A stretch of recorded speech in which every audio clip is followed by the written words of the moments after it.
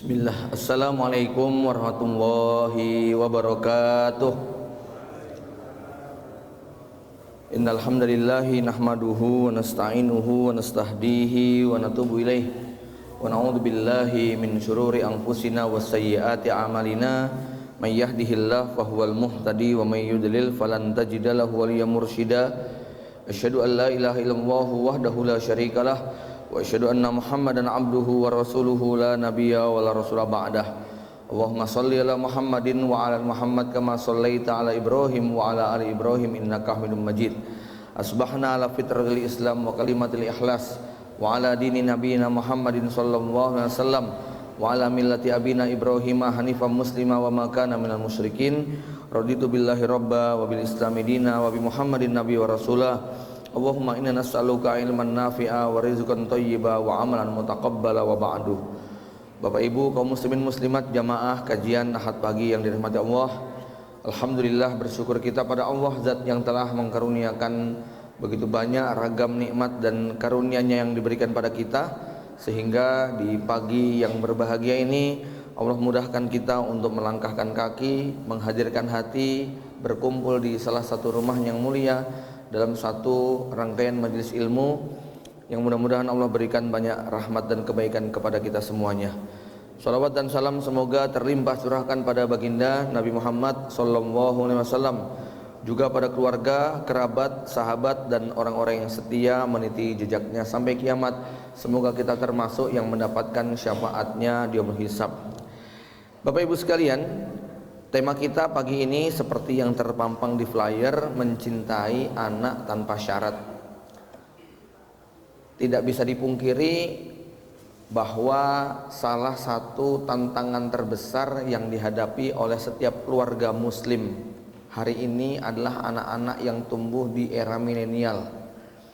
Untuk kita yang di usia 40, 45, 50 yang melewati 3 zaman, dari belum ada HP sama sekali sampai kemudian kita mengenalnya di era HP jadul, dan akhirnya kita bertemu ataupun berada pada kondisi di mana kita dan anak-anak kita hari ini berada di era digital yang begitu luas tanpa batas. Ya, banyak orang tua yang merasa kewalahan, banyak orang tua yang kemudian tak sanggup untuk mengantarkan mereka kepada kebaikan, yang kemudian didera dengan perasaan depresi, stres yang luar biasa. Ada cerita yang sudah cukup lama, kejadian di Jawa Barat, bagaimana seorang ibu yang akhirnya mengeksekusi 3 orang putra atau balitanya dengan tangannya sendiri. Lagi-lagi faktor depresi karena beban berat yang dia pikul tak sanggup dia jalani sebagai ibu rumah tangga. Kalau kejadian yang belum lama terjadi di daerah Jawa Tengah, bagaimana seorang ibu yang kemudian menggorok putranya sendiri, maunya 3-3-nya, tapi kemudian yang 2 berhasil digagalkan, yang 1 kemudian anaknya menjadi korban. Atau kisah seorang ibu yang kemudian memasukkan anaknya ke dalam sumur.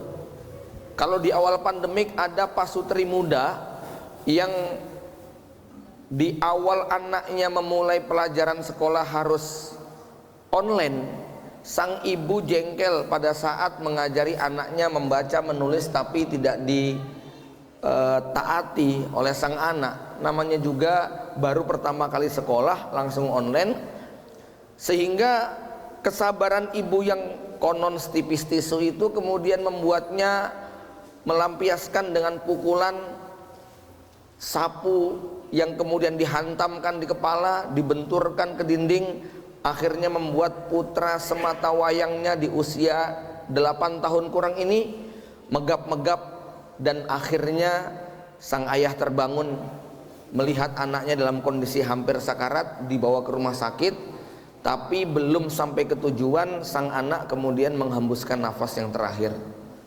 Awalnya sang ayah sudah khawatir, ini nanti kalau ditanya sama dokter apa jawabannya, kok anak sampai seperti ini. Tapi rupanya takdir mendahului sang anak. Sang bapak kemudian berinisiatif untuk mencari kuburan terdekat pinjem linggis cangkul yang kemudian diselesaikan sendiri. Besoknya masyarakat geger, ada kuburan baru yang mereka tidak tahu dan tak ada yang mengaku. Ya, maka 2 pekan setelah peristiwa itu barulah kemudian masyarakat minta supaya dibongkar. Saat kemudian kuburan tadi dibongkar, masih ditemukan jenazah masih lengkap dengan seragam merah putih yang bersimbah darah. Pihak aparat tidak butuh waktu lama untuk kemudian mencari siapa pelakunya, dan sang pelaku adalah bapak ibu sendiri yang suaminya, bapaknya ini, maksudnya sang bapak berusia 27 tahun dan sang ibu baru berusia 26 tahun, anaknya berusia hampir 8 tahun. Berarti dulu waktu menikah kurang lebih umur 18-19. Nggak perlu dilacak dulu nikahnya kayak apa, tapi yang pasti ini adalah usia yang secara umum kalau dia bukan aktivis pengajian belum cukup matang untuk memikul beban. Ya, Bapak Ibu dari mati Allah Subhanahu wa taala, Allah Subhanahu wa taala mengingatkan dalam surat At-Taghabun, a'udzubillahi minasyaitonirrajim, ya ayyuhalladzina amanu inna min azwajikum wa auladikum aduwwal lakum fahzaruhum. Wahai orang-orang yang beriman, di antara istri kamu, di antara anak-anakmu ada yang berpotensi untuk menjadi musuh. Allah memilih diksi aduun, ya. Musuh ini rata-rata perilakunya nyenengin apa jengkelin, Pak? Ya. Musuh ini bikin marah atau bikin kita bahagia. Musuh ini seringkali bikin kita sedih atau bikin kita gembira. Yang namanya musuh itu seringkali membuat kita sedih, marah, kecewa, emosi, ya. Maka inilah posisi status keluarga yang Allah titipkan kepada kita, dimana kalau kesabaran kita terbatas, kalau ilmu kita sangat minim, maka anak yang harusnya menjadi qurrata a'yun, rahmat bagi kedua orang tuanya, justru bisa menjadi penyebab kecelakaan, musibah, bukan hanya di dunia tapi juga nanti sampai di akhirat. Jemaah Bapak Ibu yang dirahmati Allah Subhanahu wa taala, maka tema tentang mencintai anak tanpa syarat ini banyak dilatar belakangi oleh faktor-faktor tadi. Yang terbaru adalah chat seorang ibu kepada kami yang dia mengadukan, Ustadz, saya baru saja mendapatkan hadiah terindah dari Allah. Putri saya di pondok pesantren sekarang hamil 5 bulan. Ayahnya sok mendengar berita ini, lalu dia kabur dari rumah. Saya WA nggak balas, saya telepon nggak diangkat. Esoknya kemudian ketika diangkat, cuman marah-marah, nuduh saya nggak becus didik anak. Saya berada dalam kegalauan dan kebingungan karena bapaknya nggak ada, sementara kandungan anak makin membesar. Apa yang harus saya lakukan? Bapak Ibu dari mati Allah Subhanahu wa taala, terbayang kalau ibu dalam posisi seperti itu, diuji dengan anak yang tentu saja kalau mau sebut korban ya korban, tapi juga sekaligus karena keteledoran. Ya. Tapi apakah kemudian dengan alasan seperti itu lalu mereka tidak berhak untuk mendapatkan bimbingan dan kasih sayang? Lalu apakah karena anak yang terjerumus dalam dosa, maksiat dan perkara-perkara yang menyedihkan lalu menjadi alasan bagi orang tua untuk angkat kaki dan angkat tangan? Ya, kalau angkat tangannya berdoa bagus, Bu, karena mudah-mudahan Allah turun tangan. Tapi kalau kemudian angkat tangannya dalam arti menyerah dan lempar tanggung jawab, maka di sini kita harus belajar kembali tentang amanah yang Allah bebankan kepada kita. Bapak Ibu dari mata Allah Subhanahu wa taala, tidak ada ibadah yang lebih panjang daripada ibadah berumah tangga. Ibadah yang kita mulai dari qabil tu zawajaha sampai nanti kita menutup mata. Kalau ibadah-ibadah yang lain Allah batasi dengan ruang, tempat dan waktu, tapi ibadah yang satu ini berlangsung dari sejak akad itu kita ucap. Dan kita bukan hanya bertekad untuk kemudian menikmatinya di dunia. Kita seorang mukmin pasti punya mimpi dan cita bahwa ini harus berlanjut sampai di akhirat. Bukan sebatas berlanjut di akhirat, tapi ada mimpi yang lebih agung dari itu semua, bahwa Allah nanti akan mengkaruniakan kepada kita satu janji seperti yang termuat dalam Ar-Ra'd 20, 21, 22, 23, 24, di mana pada ayat terakhir tentang janji itu Allah mengatakan jannatu adnin yadkhulunaha wa man salaha min abaihim wa azwajihim wa zurriyatihim wal malaikatu yadkhuluna alaihim min kulli bab salamun alaikum bima sabartum fa ni'ma uqbaddar. Setelah Allah menyebutkan rangkaian amal, kebiasaan, perilaku orang-orang beriman dan keluarganya, maka kemudian Allah menyebutkan janjinya di akhir bahwa mereka nanti akan disiapkan jannatu adnin yadkhulunaha, surga Aden yang mereka masuki. Tapi bukan hanya mereka masuki, tapi apa? Waman solaha min abaihim, mereka memasukinya bersama bapak-bapak, kakek-kakek mereka yang soleh. Wa azwajihim, istri-istri mereka yang solehah. Wa zurriyatihim, anak cucu mereka yang baik. Wal malaikatu yadkhuluna alaihim min kulli bab, disambut oleh malaikat yang kemudian masuk bersama mereka, berdiri di depan pintu surga, berucap salamun alaikum bima sabartum. Selamat wahai keluarga hebat atas kesabaran kalian memikul beban dan ujian selama di dunia. Malaikat tidak mengatakan salamun alaikum bima shallaitum, salamun alaikum bima anfaqtum, salamun alaikum bima qara'tum, salamun alaikum bima sumtum. Malaikat tidak mengatakan selamat karena kamu rajin puasa, rajin ngaji, rajin zikir dan sebagainya. Tapi malaikat mengucapkan salamun alaikum bima sabartum. Selamat wahai Bapak Ibu atas kesabaran kalian membersamai keluarga dengan sebaik-baiknya. Bapak Ibu yang dirahmati Allah, karena memang kalau mau kita ringkas dalam satu kalimat, ada satu diksi, pilihan kata yang paling mewakili perjalanan keluarga kita. Apa kira-kira Bu? Satu kalimat yang mewakili perjalanan kita dari awal sampai sekarang apa? Sabar. Itulah isi rumah tangga kita. Apa yang membuat kita masih bertahan dengan pasangan kita sampai sekarang? Sabar. Nih orang sabar bubar. Apalagi kalau penelitian di Eropa 40, 45, 50 di usia-usia seperti itu 25% dari mereka pasti ganti pasangan karena ada kejenuhan, ada kebosanan, nggak punya harapan tentang masa depan, maka mereka cenderung untuk tukar pasangan.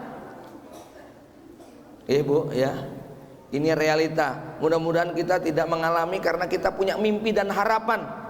Kesabaran kita ini bisa kita pertahankan karena kita punya ilmunya bahwa ada yang dijanjikan Allah besok di akhirat. Tapi permasalahannya tidak mudah ya untuk tetap sabar dalam rentang waktu yang cukup panjang kalau kita tidak tahu rahasia dan ilmunya.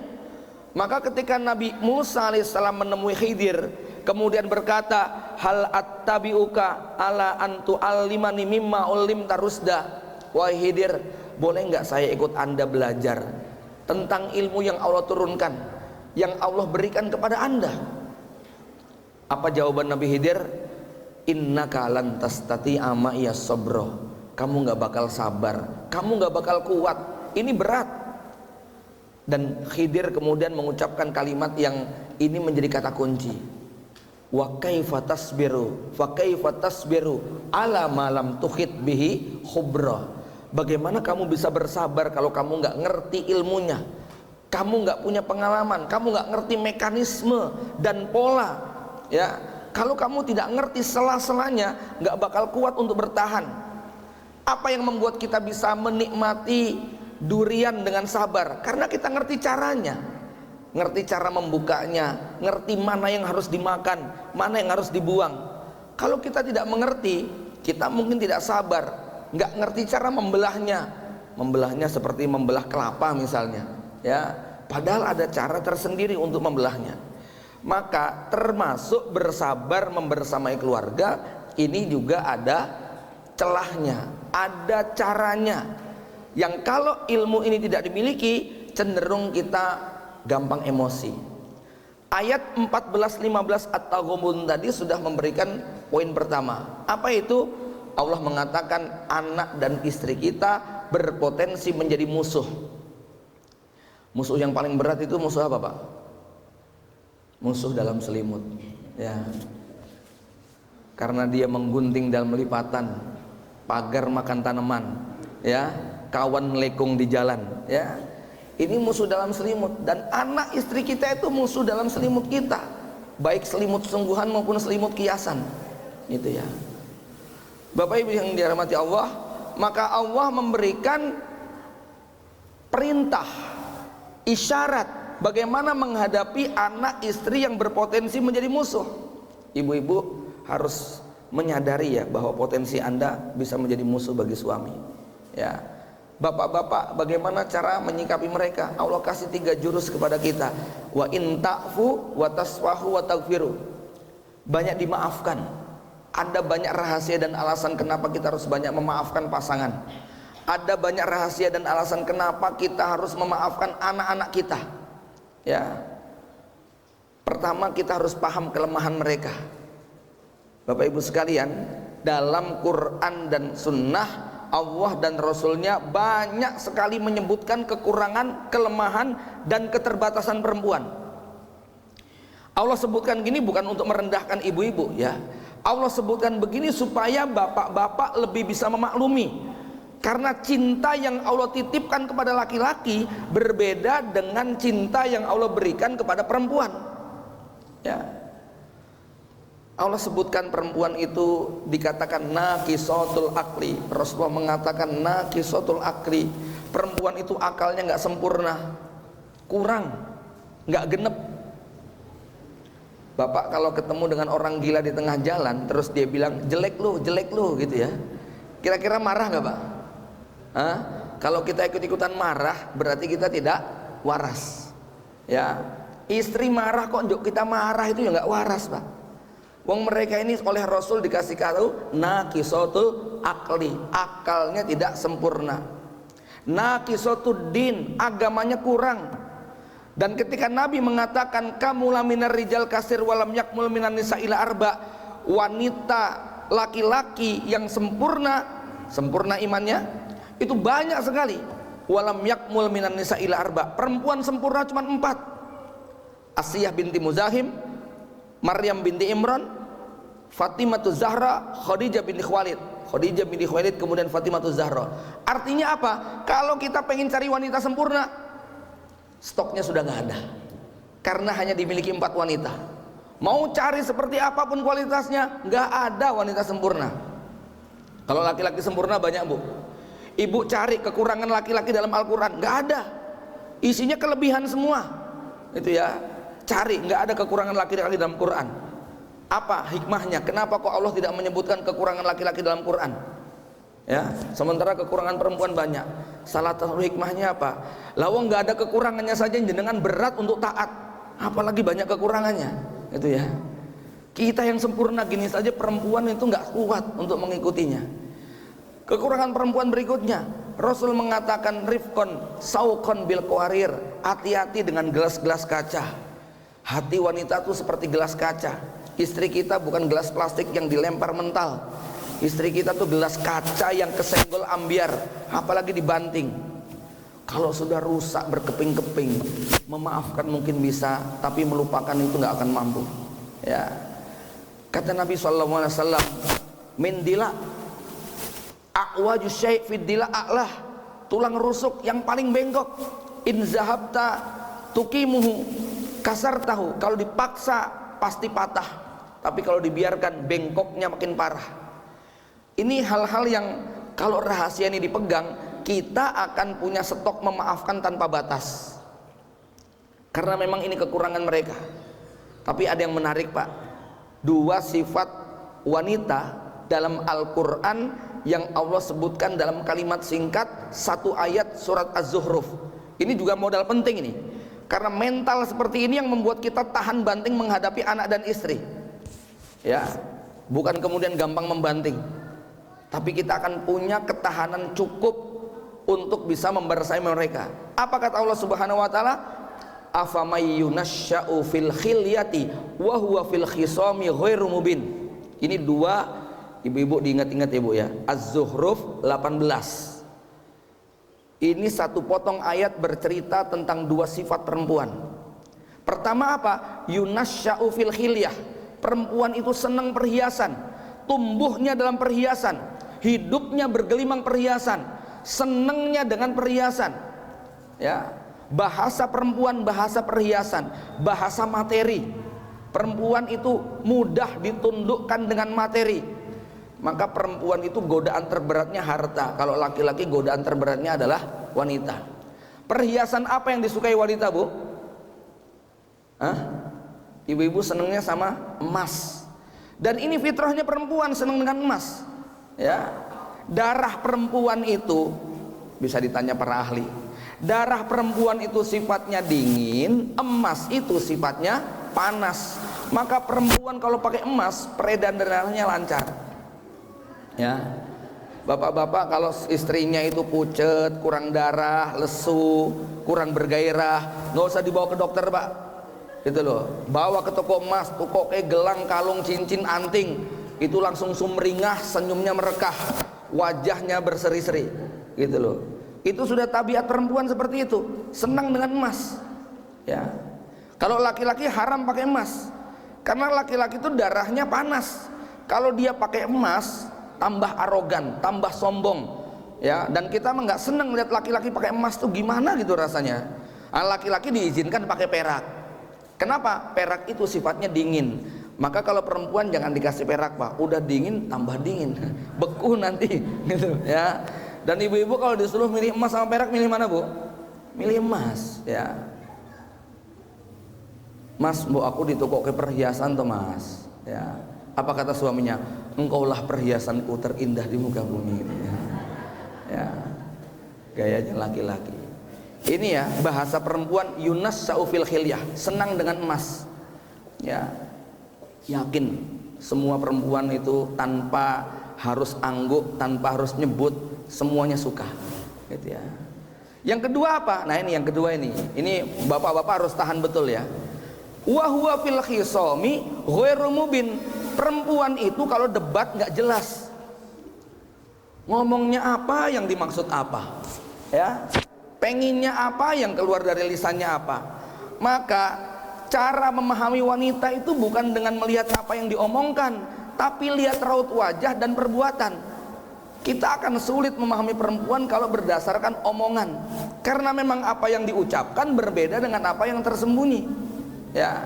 Nanti sudah capek berbusa-busa perempuan menjelaskan, jawabannya apa? Kamu itu nggak pernah bisa paham perasaanku. Nah, perempuan gitu, Pak. Ya. Maka memang jangan pernah memahami perempuan dari omongan. Bahasa kasarnya, jangan percaya sama omongan perempuan. Karena yang terucap dengan yang tersembunyi itu berbeda. Ya. Laki-laki itu jangan baper kalau istrinya tiba-tiba ngomong, ya wes nenek kita cerai. Bohong itu, Pak. Ya, nggak ada perempuan minta cerai kepada suaminya. Maksud saya gini, kalau ada istri kok bilang minta cerai kepada suaminya, sebetulnya dia mau ngomong begini, Mas, mbok nyambut gawine sing sregep, ibadahnya sing kenceng, anake diurus, ojo dolanan HP terus, mbok pahami perasaan bojomu. Mbok yo begini begitu, tapi kesuwen, Pak.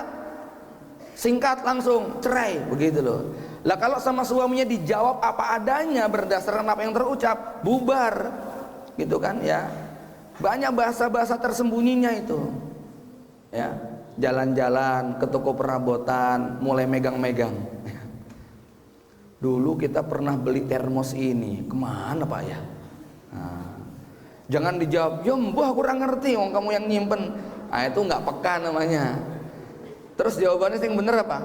Masukin keranjang, gitu. Ya, itu bahasa basinya kayak begitu. Ya, masih inget ya satu kisah yang saya sering ulang. Ada satu klien kami yang dia itu sudah capek, bosen dengan suaminya. Akhirnya dia ekspresikan kebenciannya. Dia pengen kabur dari rumahnya.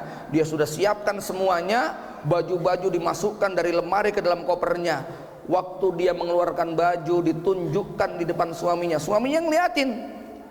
Tapi dia bilang, Ustadz, waktu saya masukin baju suami saya ngelihat, saya itu pengennya suami saya mendekat, datang memeluk dari belakang, dikecup dengan pelan, dibisiki dengan lembut, Dek, Mbok yo jangan pergi toh Dek, nanti aku pergi, nanti aku sama siapa di sini?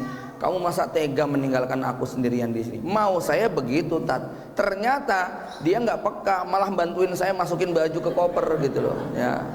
Ya udah saya kabur sekalian, nggak balik-balik lagi sampai sekarang, gitu loh, ya. Ini wahwa fil khisami ghairu mubin. Perempuan itu kalau berdebat nggak jelas. Maka jurus paling ampuh menghadapi perempuan adalah yap, mantap, begitu. Rasa di debat Pak, gitu loh, ya. Nggak ada gunanya, begitu loh, ya. Dan Anda nggak perlu merasa mangkel, kecewa dengan apa yang diungkapkan. Kenapa? Nggak ada perasaan yang permanen, biasa juga berubah, ya. Maka Nabi mengatakan, la yafruqu mu'minun mu'minatan, janganlah seorang mukmin itu jengkel, marah sampai memisahkan istrinya. In kariha minha hulukun radiya minha akhar, kalau hari ini dia bikin kecewa, besok dia bikin bahagia. Kalau ada satu perilakunya nggak kau suka, masih banyak hal-hal yang kamu suka. Kalau kita menjadi laki-laki itu gampang kecewa dengan sedikit kesalahan istri, maka kita akan kehilangan begitu banyak kebaikan lainnya. Ini prinsip dasar menghadapi wanita. Anak-anak juga demikian. Maka poin yang kedua,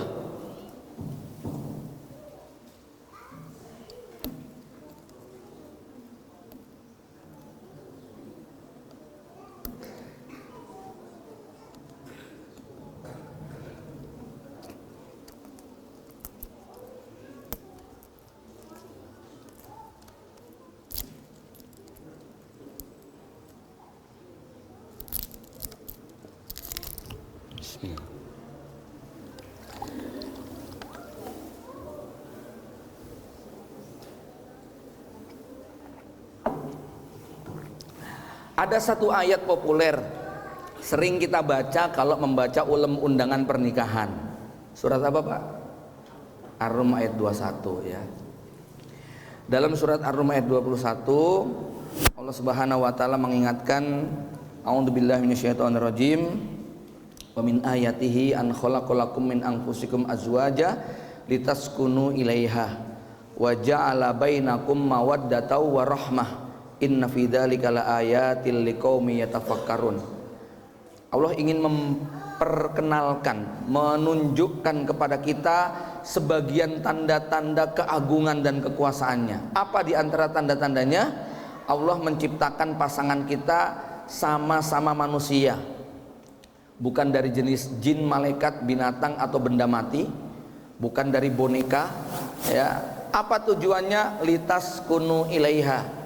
Ibnu Abbas menafsirkan litas kunu itu artinya lita jemaaha, kamu gauli. Limada?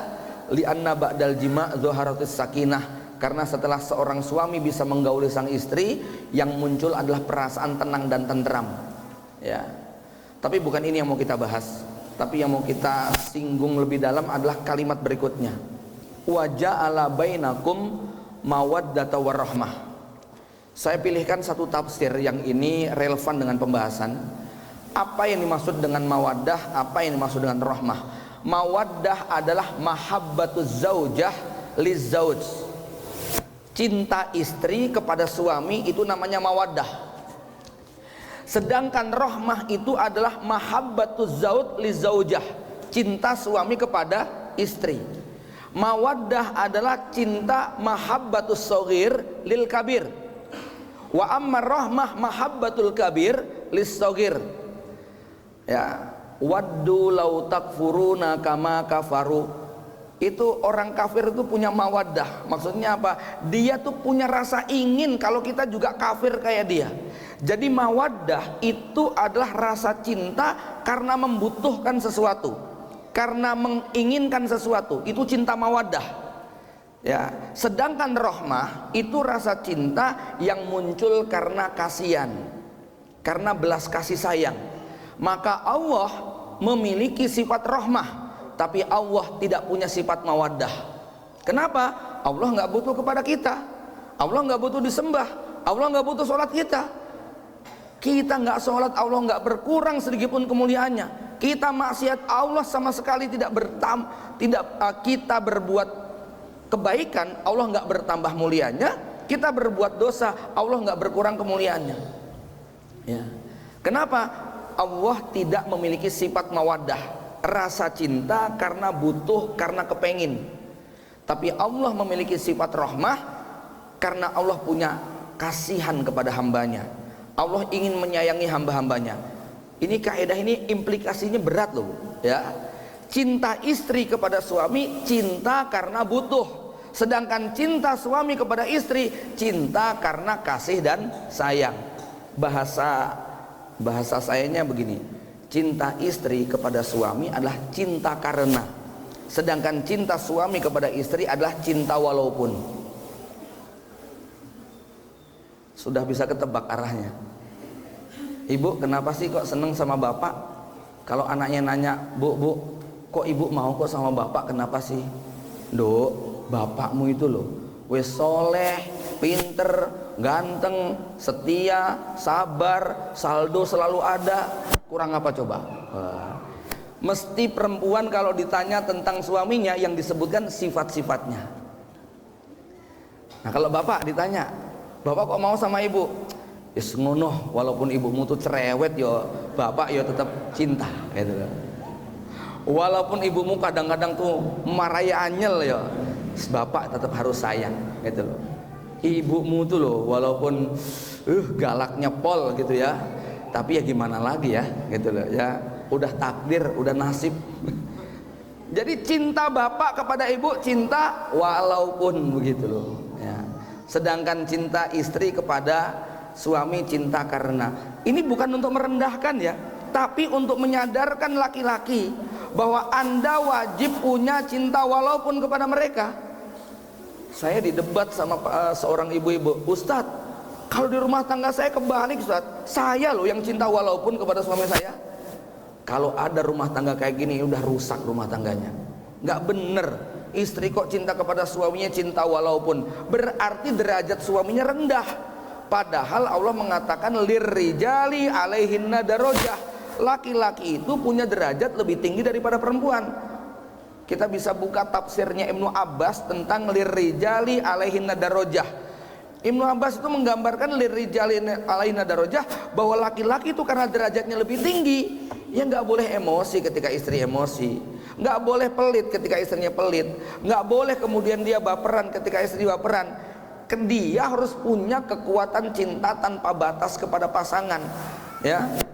Kalau kemudian justru suaminya yang dinafkahi, suaminya yang disantuni, suaminya yang sering dimaafkan, suaminya yang sering dimaklumi, berarti derajat istri lebih tinggi dari suami.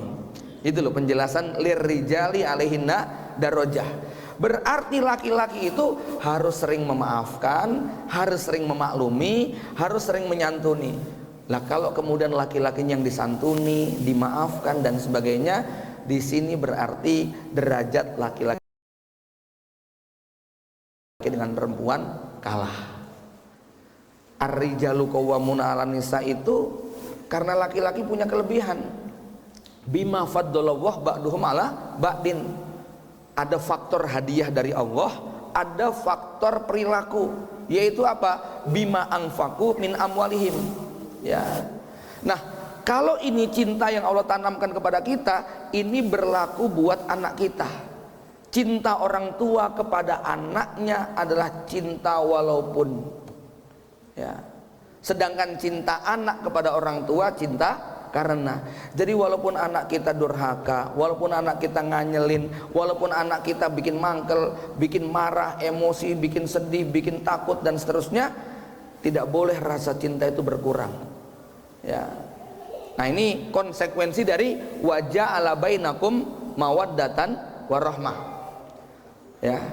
Dan kaidah ini hanya bisa dipahami oleh siapa? Inna fi dzalika laayatil liqaumin yatafakkarun. Bagi yang mau mikir, yang nggak mau mikir nggak bisa menemukan. Yang nggak mau mikir nggak bisa terima. Masa kayak begini pola hubungannya? Ya ini fitrah yang Allah tanamkan kayak begini. Bahwa cinta orang tua kepada anak adalah cinta walaupun. Maka dalam pembahasan tentang rumah tangga berbasis masjid, kita singgung tentang rumah tangga berbasis pasar. Itu ada dua itu. Nomor satu, pasar identik dengan hal-hal yang gaduh, bising, ribut. Yang kedua, pasar identik dengan transaksi. Ada yang transaksinya ekstrim kasar.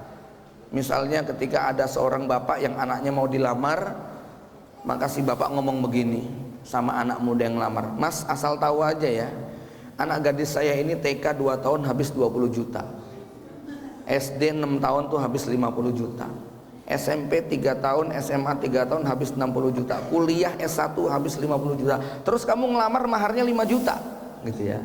Ini transaksional banget ini ya, menjual anaknya. Tapi masih ada Pak yang kayak gitu Pak, di daerah-daerah Sulawesi sama Sumatera. Kalau Sumatera biasanya anak laki-laki yang dijual, kalau di daerah Sulawesi anak perempuan yang dijual. Makin tinggi sekolahnya makin mahal mahar dan biayanya ya. Tapi ada transaksi yang halus yang sering tidak kita sadari. Apa itu?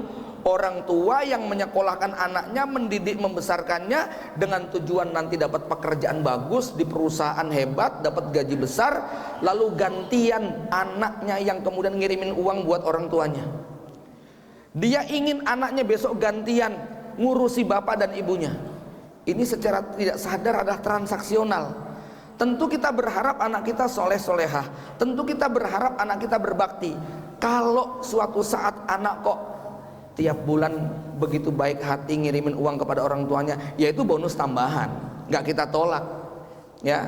Tapi dengan sengaja berniat bahwa tujuannya supaya nanti anak gantian, ini yang nanti bikin kita kecewa ya. Maka kita mencintai anak kita bukan karena soleh, nurut, taat, berbakti. Soleh, nurut, taat, berbakti itu ya bonus aja ya. Kita mendidik, merawat, mencintai mereka ya karena ini waja'ala bainakum mawaddah warahmah. Karena memang ini perintah. Kita diperintahkan untuk mencintai, menyayangi anak kita. Dan kita kan harus kita ulang-ulang Bu ya, ibu ini terutama nih ya, kasih ibu kepada beta tak terhingga sepanjang masa. Kalimat terakhirnya apa? Hanya memberi, tak harap kembali, bagai sang surya menyinari dunia. Jadi matahari nggak pernah berpikir dapat apa matahari dari kita. Dan matahari tak pernah peduli kepada siapapun, semua akan dapat sinarnya. Mau dia orang kulit putih, kulit hitam, mau dia orang miskin, orang kaya, semua mendapatkan ya. Inilah cinta rahmah, cinta ibu kepada anaknya, cinta orang tua kepada anaknya, cinta tanpa syarat ya. Kalau kemudian orang tua mensyaratkan cinta-cinta yang semacam itu supaya tidak ada feedbacknya, inilah yang bikin kita gampang sakit hati dan kecewa atas perilaku anak kita ketika suatu saat dia tidak sesuai dengan harapan ya. Dan memang cinta yang paling hebat itu adalah mencintai orang yang sulit untuk dicintai. Kalau mencintai anak nurut, taat, patuh, semua orang tua bisa Pak itu ya. Tapi mencintai anak yang durhaka, mencintai anak yang bikin marah, mencintai anak yang ngabisin biaya, mencintai anak sama Bu ya, mencintai suami yang pintar, ganteng, soleh, taat, setia, itu semua perempuan bisa gitu loh ya. Tapi kalau mencintai orang yang sulit dicintai itu loh, ini cinta yang mahal gitu ya. Ini kita minta kepada Allah agar diberikan cinta rahmah buat anak-anak kita.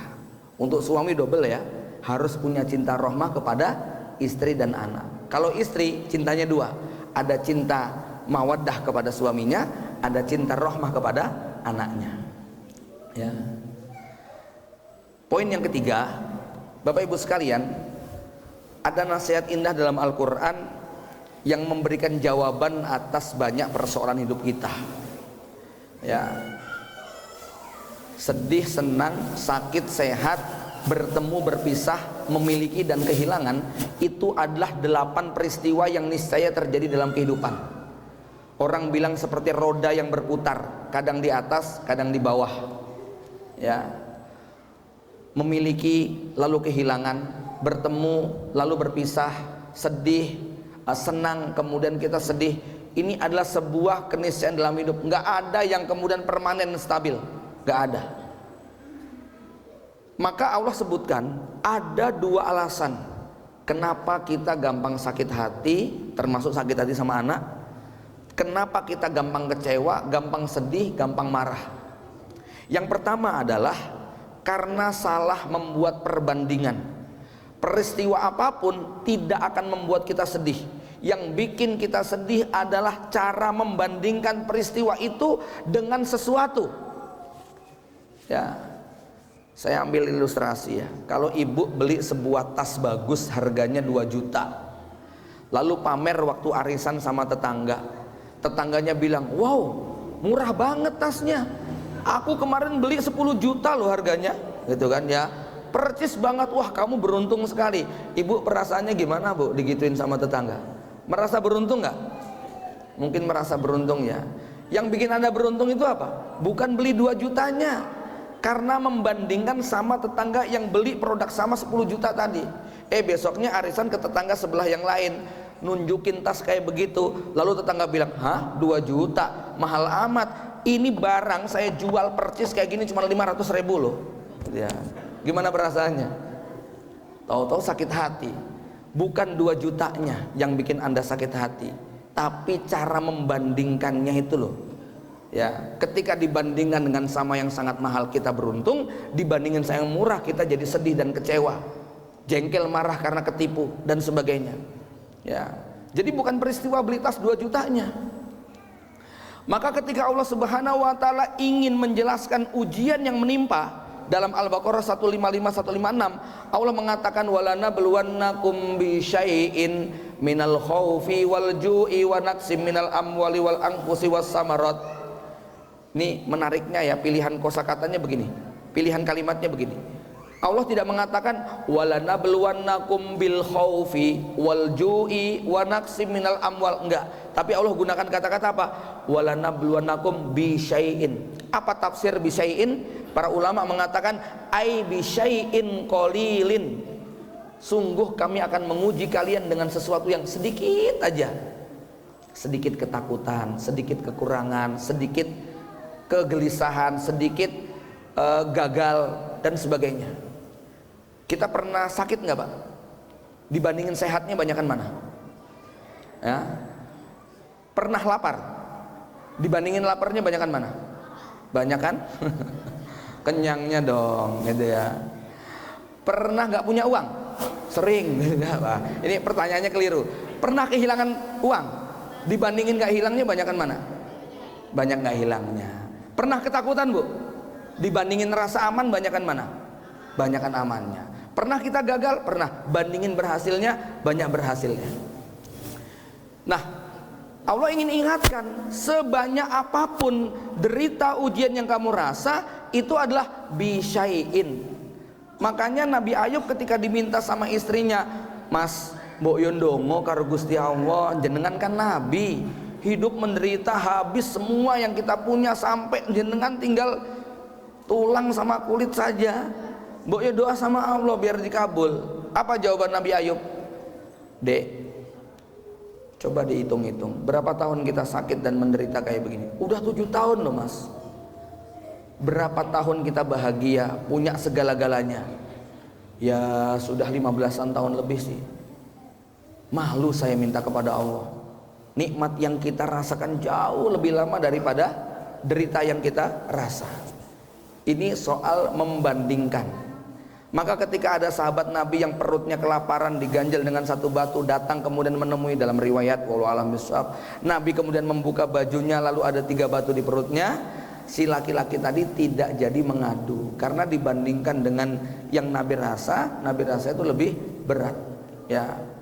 Kalau kita sakit hati, kecewa dengan anak kita karena dia begini begitu dan seterusnya, coba deh nengok anak tetangga sebelah yang diuji dengan kebutuhan khusus. Anaknya umur 23 tahun, tangannya gini terus tiap hari, encesnya nggak berhenti ya, dia di kursi roda. Apa komentar kita coba? Ya Allah, nggak apa-apa deh kayak begini, yang penting nggak kayak begitu. Ini soal membandingkan aja. Ustadz, suami saya tuh manjanya pol, aleman, bener-bener kayak anak kecil. Ibu beruntung, suami ibu manja sama ibu. Coba manja sama istri orang, gitu. Apa nggak menderita? Ya Allah Ustadz, rumah saya berantakan terus, anak-anak kayak gini ya. Bu, pengen rumahnya rapi, anaknya opnam semua gitu loh ya. Ini soal membandingkan ya Pak ya. Jadi ternyata ketika cara membandingkan kita benar, pasti lebih banyak syukurnya dibandingkan dengan tidak syukurnya ya. Bahkan orang dalam situasi sangat menderita sekalipun dia bisa tertawa kalau pinter cara membandingkannya ya.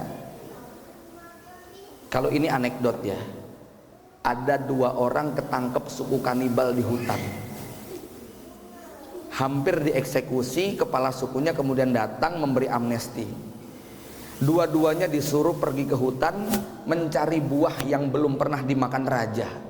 Yang satu pergi ke arah timur, masuk ke semak-semak, nemu nanas. Dia merasa bahwa raja belum pernah tahu buah ini, karena ini buahnya orang kota. Ketika sampai di hadapan raja, dia mengatakan, "Tuan, saya sudah bawa buah ini, sangat manis dan enak rasanya." Sang raja bilang, "Apa ini? Ini mah nanas. Saya udah biasa makan kayak begini." Akhirnya orang itu dihukum tengkurap, bajunya dicopot, punggungnya digosok pakai nanas. Jerit, teriak kesakitan dia. Gosokan kedua jerit lagi, sambil jerit itu kepalanya begini. Pas gosokan ketiga dia ketawa. Apa yang membuat dia ketawa? Waktu begini dia ngelihat temennya dari barat bawa durian gitu. Rasain kamu habis ini gitu loh ya.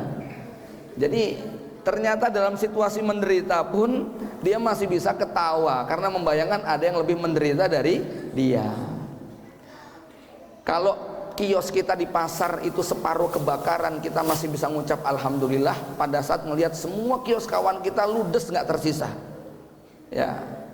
Maka sangat penting sekali soal membandingkan, termasuk bandingkan anak dan istri kita ini ya. Maka Allah ingatkan bi syai'in. Yang kedua, yang bikin kita sakit hati, kecewa, marah dan sebagainya itu bukan peristiwanya, tapi apa? Rasa memiliki. Itu loh, rasa memiliki itu loh yang bikin kita gampang sakit hati. Kalau bapak kehilangan uang 5 juta dalam dompet yang rencana mau dipakai membuat daftar ulang anak SD kita 2 orang, padahal itu uang hasil pinjam, rasanya kayak apa Pak? Pertanyaannya, yang bikin sedih apa? Yang bikin kecewa apa? Bukan kehilangannya Pak, tapi perasaan memiliki uangnya itu loh. Apa buktinya? Buktinya kalau misalnya jenengan dengar tetangga sebelah jauh kampung sana kehilangan dompet, tas, uang 10 juta, ATM, kartu kredit, SIM, SNK, perasaan kita gimana? Ya biasa-biasa aja, uang itu bukan dompet kita, gitu kan? Kita nggak merasa memiliki. Jadi yang bikin sakit hati itu perasaan memiliki itu loh. Termasuk sakit hati kepada suami dan anak, termasuk sakit hati kepada istri dan anak. Itu perasaan memiliki yang berlebihan. Ya. Maka Allah kemudian mengatakan apa? Wa basyiris sabirin alladzina idza asabathum musibah qalu inna lillahi wa inna ilaihi rajiun. Sampaikan kabar gembira kepada orang beriman yang bersabar. Siapa yang dapat kabar gembira? Yaitu orang-orang yang mentalitasnya sudah spontan mengatakan ketika dapat musibah, bencana atau apapun yang tidak menyenangkan, inna lillahi wa inna ilaihi rajiun. Kalimat yang biasanya akrab dengan kematian, tapi sejatinya ini berlaku buat segala situasi yang kita merasa kehilangan. Jadi bukan peristiwanya, tapi rasa memilikinya itu. Ya, ada seorang anak muda ketika temennya itu bapaknya meninggal dunia, dia takziah menghibur dengan kalimat yang sangat luar biasa. Teman-temannya kagum betapa kata-katanya itu sangat menyihir, kata-katanya itu bikin haru. Lalu sang guru bertanya sama si murid tadi, anak muda, kamu hebat sekali ya, kamu masih muda tapi begitu bijaksana, kalimat-kalimatnya sangat menyentuh jiwa. Apa sih rahasianya kok kamu bisa ngomong kayak gitu? Jawabannya Pak, ya kan yang mati bukan bapak saya, bapaknya dia yang mati gitu ya. Enggak, memang menasihati kayak gini enaknya kalau pas nggak kena Pak, nek kena ya berat gitu ya. Tapi kan kita tetap harus menasehati. Tawasau bil haq wa tawasau bis sabr itu tetap harus gitu loh. Maka ketika Rasulullah SAW lewat pada seorang wanita yang sedang nangis di kuburan, dia sedih karena kehilangan. Lalu Rasul menegur, isbiri, isbiri, isbiri.